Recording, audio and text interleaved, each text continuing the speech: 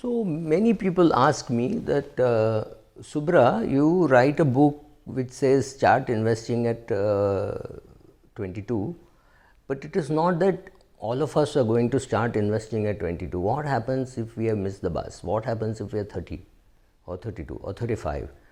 Then that number of 40 rupees a day changes to some astronomical 4,000 rupees a day. Now that's a huge jump, right? And it's not easy to put away 90,000 or 1,20,000 a month after earning a reasonable salary and paying taxes and paying for children's school fees and college fees and EMI for the house, whatever, all your expenses. How are you going to save that kind of money? Well, I know you can't save 1,20,000 a month, so how much can you save? That question cannot have an answer saying I can save 3,000 rupees a month or 2,500 rupees a month, right? It has to be some reasonable amount. So there is this beautiful concept in mutual funds called step up SIP. I'm sure most fund houses now allow you to do that, and even MF utilities kind of people allow you to do that. I hope so.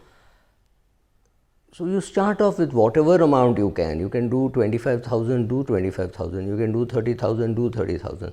And then you have to do the following steps. Now, what are those steps which are necessary for you to be able to build up your retirement corpus? There's absolutely no denying that the corpus is needed. You have also felt the need, and therefore this question saying, Subra, I can't put 1,20,000 now, come out with a solution.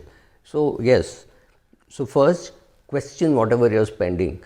Why are you not able to save more or invest more is because of your spending. So question your spending. I'm not being judgmental, but ensure that you have enough corpus for your retirement. So step one is to question how much you're spending, on what you're spending, how much you can cut down, how much is the clutter, how much are you wasting. You have to decide. See, this is personal finance, is personal and finance. It's much more personal and less about finance. Here I'm saying it's personal. So you have to know how much you're spending, what you're spending, why you're spending, and what are the impediments to your retirement corpus creation. So first you would do that. Then you could always change your retirement age. Could you retire at 68 instead of retiring at 58? Possible. Some companies it may be possible, which means you have to look for companies which will keep you till you're 68. I have friends who are working at 71, right? You get such companies which are small, which are family run, friends, they become very friendly with you, and if you're handling admin or if you're handling cash and if you're handling accounts, they don't want somebody who's far more dynamic. They want somebody who is simple, who will make sure that the accounts are not fudged and deliver. So there maybe you could work till 71. So look at a possibility of working till longer.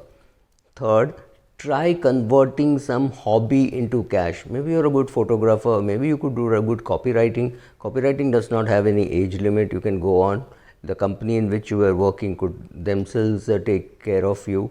You could do accounts writing for some society if you have been an accountant, right? And all that can go on till the age of 68. So which means two things. One, from the age of 58 till the age of 68, you don't touch your corpus, which means it's giving your corpus a chance to double.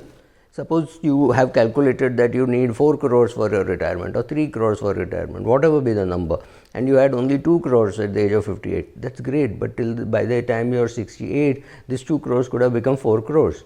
The fact that it has become 4 crores means you give more comfort, and the fact that you have not touched it for 10 years means you actually need less, right? So you have solved both the problems by changing your retirement age from 58 to 68. And for doing this, the most important thing is to take care of your health. You cannot work till 68 if your body does not allow you to work till 68. If you're at 62, 63, you're panting, and the organization which employs you receives complaints that you are not attending regularly, etc., etc., you could be sacked. Remember, this is not just some post retirement job. This is a proper regular job. So you're putting together some money, right? So you have to take care of your health. Don't ignore that. You may also have to look at your asset allocation. I find a lot of people with a lot of money but excessively concentrating on debt. and badly managed debt, which means they would have money in fixed deposits in various banks, or they could have RBI bonds, which are good, which pay, as of today they pay 7.75, great, but remember it eats into your tax, tax eats into your return, because every year you will end up paying 40% kind of tax, which is ridiculous. So it's time you found yourself a good IFA who understands investments, who understands debt funds, who understands postponing of tax over long periods of time, not just 5 years, over 15 years or 20 years. So you're 45, when you started a debt fund growth option, you touch it only when you're 75. 30 years postponing of tax. It has to be an IFA who understands tax and who understands debt funds. I'm saying, why am I saying debt fund? Because you're afraid to put money in equity, whatever be the reason.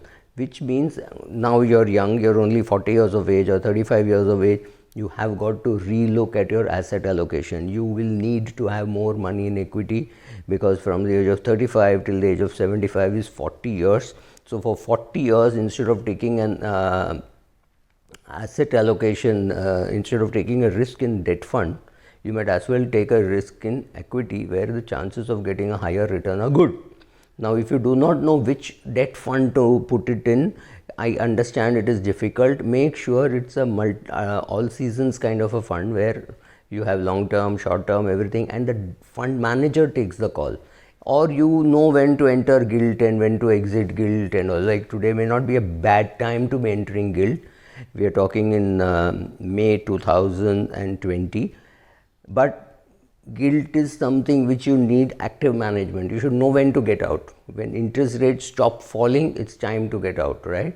And if you wait, when the interest rate go up, you could get completely killed in your portfolio. So you should either know that, or you should have an IFA who knows that, or you should put into a dynamic bond fund, which the fund manager, he may make mistakes, but at least he decides when to pull out of gilt, when to move more into liquid funds. He is managing that allocation among various debt classes.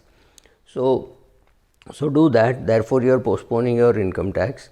You got an IFA who understands that.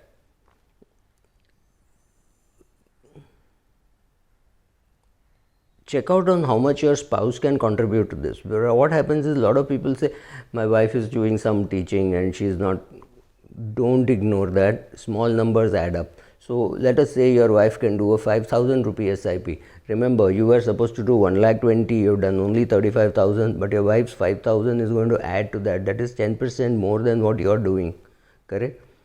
So get your wife to do a 3,000 rupee, 5,000 rupee, 10,000 rupee SIP, making it very clear that this is for our retirement, and both of you start, involve her. Don't assume that her money is irrelevant. Her money is not irrelevant. 5,000 rupee SIP, 6,000 rupee SIP, increasing by 1,000 rupees every year can also add up to a substantial portion. Remember, if she is 5 years younger to you, you are 35, she is 5 years younger, she is 30, and if she also contributes till your age of 75, which means 40 years, or her age of 75, which means another 45 years, that is not going to be a small amount, right? So do this combination of things, finding a good IFA, changing the retirement age, etc., and then see what happens. And then you can take a call closer to your retirement what you want to do. Maybe you retire at 71 instead of even 68, and that gives you another 3 years during which your money does well, right? Thank you.